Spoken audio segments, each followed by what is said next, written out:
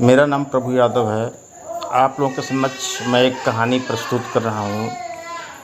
कहानी का शीर्षक का नाम है होली की एक शाम। यह कहानी मातृभारती से लिया गया है। कहानी इस प्रकार है। मार्च का महीना था। रोज़ की तरह रघु अपने परिवार के साथ जमींदार के खेत में बैलों के साथ आलू के खेत की जुताई कर रहा था। हल के पीछे पीछे रघु के दोनों बच्चे और उसकी पत्नी राधा आलू बीनकर इकट्ठा करके जमींदार के सामने रख रहे थे। एक एक आलू पर जमींदार की पैनी नज़र थी। मजाल है कि कोई एक आलू भी इधर का उधर कर दे। रघु के दोनों बच्चे छोटे छोटे जरूर थे, मगर उन्हें यह भली भांति मालूम था कि एक आलू चोरी करने की सज़ा क्या होगी। पिछले साल की ही तो बात थी। रघु का परिवार गेहूं की कटाई कर रहा था और जब शाम को घर जाने को हुआ तो रघु ने गेहूं का एक छोटा सा गट्ठर अपने साथ घर यह सोच कर ले आया कि शाम को खाने की कुछ व्यवस्था हो जाएगी। मगर यह बात जमींदार को पता चल गई थी और रघु को जमींदार ने बहुत पीटा था और गेहूं का गट्ठर अपने घर उठवा ले गया था। उस दिन रघु का परिवार अपमान और जिल्लत से घूंट पीकर भूखा ही सो गया था। ऐसा नहीं था कि यह घटनाएं केवल रघु के परिवार के साथ ही होती थी। इस तरह की घटनाएं हर उस शख्स के परिवार के साथ घटित होती थी जो गरीब था और ज़मींदारों के बंधुआ मजदूर थे और ज़मींदारों के कर्ज के तले दबे थे। कहने को तो भारत को आज़ाद हुए 71 साल से अधिक हो गए हैं, मगर क्या भारत की दुर्दशा में कोई तब्दीली आई है? अगर आई है तो कितने प्रतिशत? आज भी महिलाओं को घर की मुर्गी समझा जाता है और कल भी आज भी रेप करके जिंदा जला दिया जाता है। बस पहले सती प्रथा का नाम दिया जाता था और आज कानून की भाषा में खुद खुशी कहा जाता है। यहाँ यह बात कन्फर्म कर दी जाए कि गुप्त काल में चीनी दार्शनिक इस बात का आंखों देखा जिक्र करता है कि मैंने देखा है कि बहुत सारी लड़कियों का ढेर लगाया जाता है और उसमें आग लगाई जाती है जो प्रचंड रूप से जलती है और लोगों की भारी भीड़ इकट्ठा हो जाती है। ढोल की तेज थाप पर कुछ लोग किसी महिला को पकड़कर ले आते हैं। वह महिला ज़ोर ज़ोर से रो रही है और उनसे छूटने का प्रयास कर रही है, मगर उसकी कोई नहीं सुन रहा है। उसे घसीट कर ले जाया जा रहा है और ज़बरदस्ती फूलों की माला पहना दी जाती है और उसे उठाकर बलात उसे आग में डाल दिया जाता है और हृदय विदारक चीख के साथ वह धू धू कर जल जाती है। कल्पना करिए वह सीन क्या हो सकती है। क्या कोई महिला इस तरह सती होना चाहेगी जो विधवा हो? आज भी गरीब की कोई नहीं सुनता है और कल भी कोई नहीं सुनता था। समय ही तो आगे बढ़ा है, समस्याएं तो वैसी ही हैं।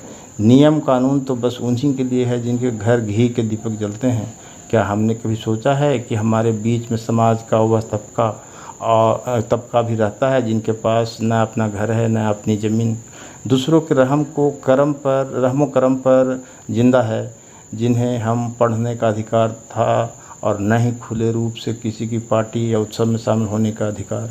अगर किसी ने तरस खाकर उन्हें निमंत्रण भी भिजवाया तो आधी रात तक उन्हें इंतज़ार करना पड़ता था और जब सारे मेहमान सारे गांव के लोग खाकर चले जाते थे तो अंत में जूठी ज़मीन पर बैठाकर बचा खुचा खाना उन्हें उनकी टूटी फूटी थाली या जूठे पत्तल में डाल दिया जाता था, जिन्हें वह प्रसाद समझकर खा लेते। उसी दिन भी होली थी। रघु का परिवार भूखा था। रघु की पत्नी राधा ने सोचा जमींदार के घर होली है, कुछ बचा खुचा खाना शायद मिल जाए। इसी आस में वह जमींदार के घर पहुंच गई। बहुत सारे रसूखदार लोग भांग और शराब के नशे में चूर जमींदार के चौकर पर मौजूद थे। फूहड़ और अभद्र गानों के बीच लोग झूम रहे थे। राधा को आते देख जमींदार के साथ कुछ लोग राधा की तरफ लग गए। आखिर गरीब की लुगाई पूरे गांव की हो जाई। राधा कुछ समझ पाती कि इससे पहले गुलाल और अबीर लेकर टूट पड़े लोगों ने जहाँ जहाँ चाहा वहाँ वहाँ रंग लगाया। जब मन नहीं भरा तो उसे जमींदार के सामने नाचने के लिए कहा। जब उसने नाचने से मना किया तो बाल्टी भर के रंगों से नहला दिया गया। राधा कभी अपनी फटी पुरानी धोती से अपने तन को ढकती तो कभी फटे आंचल से अपनी आंखों को साफ करती। जमींदार के घर की औरतें खिड़कियों से झांककर हंसी के ठहाके लगा रही थी। जब राधा ने यह दृश्य देखा तो उसको अपनी हालत पर तरस आया और अचानक से उसमें बदलाव आया और इससे पहले वह कुछ और सोचती कि उसकी निगाह जमींदार के पास रखी लाठी पर पड़ी। दौड़कर उसने लाठी उठाई और जमींदार और उसके आस-पास हट्टास कर रहे लोगों के सिर पर एक के बाद एक जोर का प्रहार किया और फिर जमींदार के सिर से रक्त का फव्वारा फूट पड़ा तो कुछ लोगों के हाथ टूट गए। राधा का यह रौद्र रूप देख कर कुछ देर के लिए माहौल में सन्नाटा पसर गया। भांग और दारू का नशा सबके सिर से रफू चक्कर हो गया। जमींदार वहीं कराहते हुए गिर पड़ा। कुछ लोग जमींदार को उठाने के लिए लपके। राधा ने वहां से भागना उचित समझा, लेकिन यह एक औरत के लिए संभव नहीं था और फिर जो हुआ उसे पूरे गांव ने देखा। राधा को पकड़कर पूरे गांव के सामने जिंदा जला दिया गया।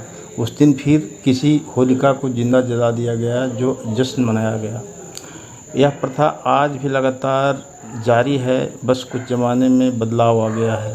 होलिका आज रोज़ जलाई जाती है, कभी रेप करके जिंदा जला दी जाती है तो कभी दहेज के लिए जिंदा जला दी जाती है तो कभी जादू टोने के नाम पर जिंदा जला दी जाती है तो कभी चोरी करने के नाम पर जिंदा जला दी जाती है।